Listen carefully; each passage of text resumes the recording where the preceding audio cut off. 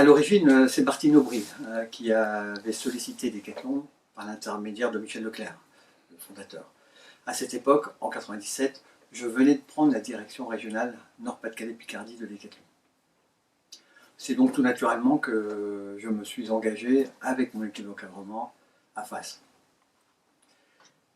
Nous avions un savoir-faire de recrutement et de management que nous avons partagé avec la petite équipe de Fas Lille Métropole à l'époque. Notre motivation était de transmettre ce savoir-faire et en retour, nous avons découvert l'envers du décor, à savoir la difficulté des jeunes du quartier Lille Sud en particulier, à connaître l'entreprise, à rédiger un CV, à préparer un entretien, à trouver un stage, etc. En tant que président de Fas de 1997 à 2000, je me suis fait deux convictions. La première, ça a été d'apporter à Fas une méthode de management comme dans l'entreprise, avec des valeurs, un projet, des stratégies, des plans d'action, des indicateurs de performance. Ce que nous avons mis en place avec son directeur AIT, que j'ai embauché à l'époque et que je remercie aujourd'hui encore pour son implication sans faille.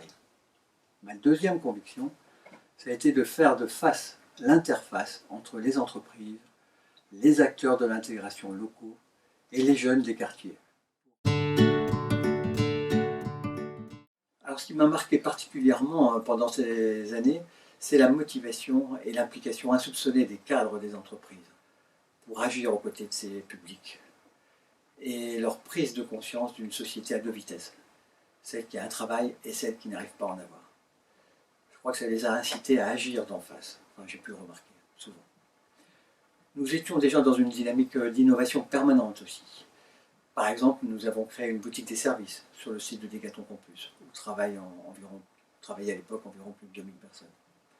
Nous avons aussi lancé le projet Fas Énergie Sport, qui consistait à faire jouer les jeunes des quartiers avec les collaborateurs d'entreprise et en profiter pour recruter.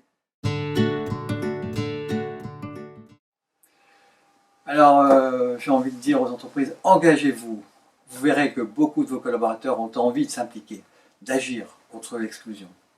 Et en bonus, vous développerez dans votre culture d'entreprise la RSE, la responsabilité sociale et environnementale, mais pas par des discours, par des actes.